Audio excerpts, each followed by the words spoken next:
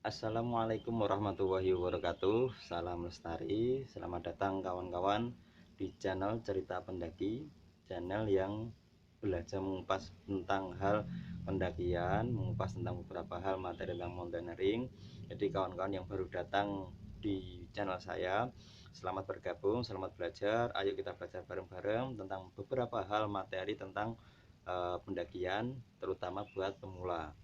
Jadi kalau pada video-video sebelumnya yang ingin saya fokuskan kepada terutama buat wanita, etika-etika, cara bagaimana, tips-tipsnya bagaimana, dan kebetulan kemarin saya sempat membahas tentang eh, orang yang pendaki yang sedang mengalami haid itu etikanya bagaimana, atau mungkin yang sedang menstruasi ataupun PMS itu kira-kira tipsnya bagaimana sudah saya bahas di beberapa video saya sebelumnya, kaitannya dengan persiapannya bagaimana, saat mendaki itu bagaimana, maupun etika ganti pembalut itu bagaimana.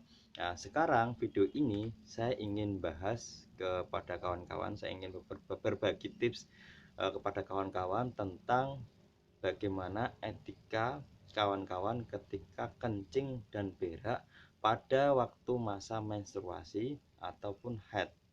Jadi semisal gini nih, kawan-kawan tiba-tiba tidak tahu ya siklusnya, atau mungkin tidak memprediksi bahwasanya saat naik ini kawan-kawan akan mengalami haid. Nah, tiba-tiba terjadi yang namanya haid, dan kira-kira kawan-kawan pengen pipis dan berak itu bagaimana etikanya. Sebenarnya pada hakikatnya sesuai dengan video saya yang sebelumnya, saya pernah membahas tentang bagaimana tips dan etika cara berak dan kencing di gunung. Ini tips yang secara umum saya bahas, itu kawan-kawan bisa cek di channel saya, di uploadan saya sebelumnya ada beberapa materi penting, tempat-tempatnya yang harus dicari itu bagaimana, etikanya bagaimana, itu saya rekomendasikan kawan-kawan tonton dulu supaya di video kali ini kawan-kawan eh, tidak paham, karena video ini saya pengen ngomong singkat saja yang kaitannya dengan cara etika buat kawan-kawan yang sedang haid, bagaimana teknik kencingnya, beraknya itu bagaimana.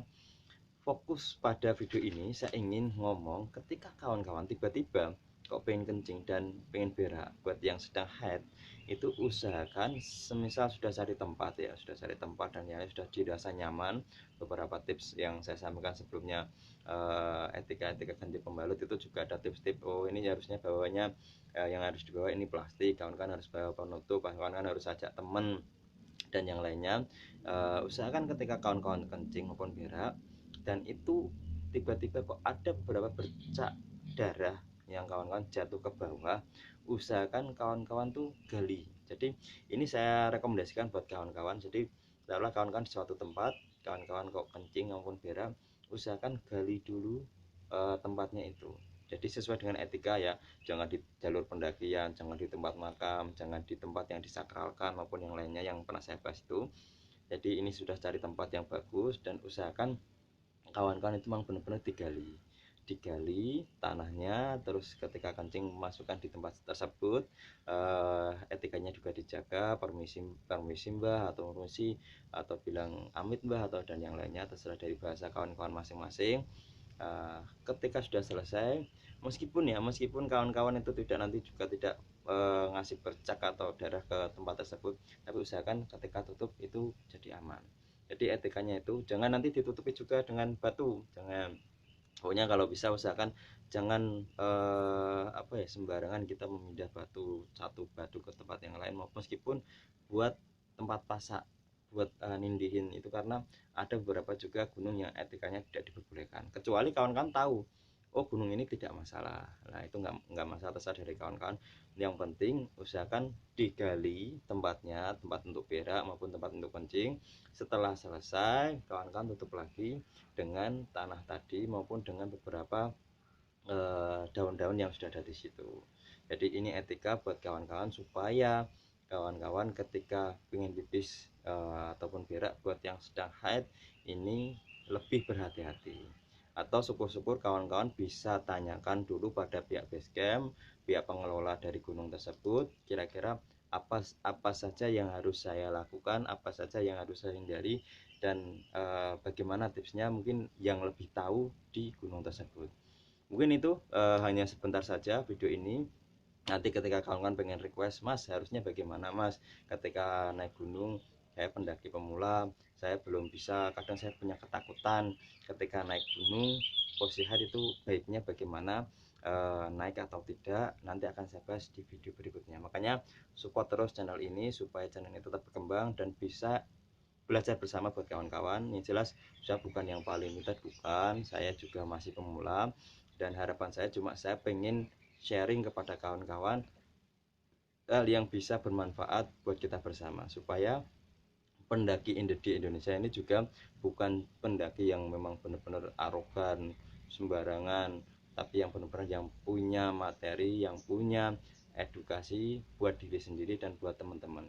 Jadi mungkin taruhlah teman dari kawan-kawan ada yang nggak suka lah, ngapain sih, nyatanya saya juga aman-aman saja, naik gunung juga safety aja, bisa balik rumah. Nah, itu terserah dari mereka, tapi yang jelas materi-materi dalam pendakian gunung memang kadang ketika kita mempelajari itu, loh ini ngapain sih, buat apa, nyatanya juga aman-aman. Kayak misal materi survival, ngapain kita pelajari itu, tapi ini buat kawan kan antisipasi ketika terjadi hal yang tidak diinginkan, bagaimana caranya, apa yang harus dilakukan itu. Karena ketika emang benar-benar kawan pengen menjadi pendaki yang benar-benar memahami, ya kawan-kawan harus mempelajari beberapa materi dalam pendakian, supaya kawan-kawan dan teman-temannya pun juga terus bisa memahami tentang makna dari pendakian, ya. Apalagi kalau misal kawan-kawan ini sebagai leader, ketua di sebuah komunitas, saya rasa materi-materi seperti ini bisa kawan-kawan jadikan bahan diskusi bareng, supaya kawan-kawan bisa mengeksplor lagi apa yang harus dilakukan, apa yang harus kawan-kawan tidak dilakukan, terutama misal kayak gini. Ini juga menarik, head ketika pada waktu musim hujan, apa yang harus kawan-kawan lakukan. Itu kan resiko basah sangat tinggi dibandingkan ketika musim kemarau. Nah, nanti bagaimana triksnya, bagaimana tipsnya, ini kan buat edukasi kawan-kawan yang terutama yang buat pemula lah. Nah, media sosial seperti Facebook, YouTube dan yang lainnya itu bisa buat edukasi kita bersama, supaya uh, pendaki Indonesia semakin lebih cerdas. Itu aja.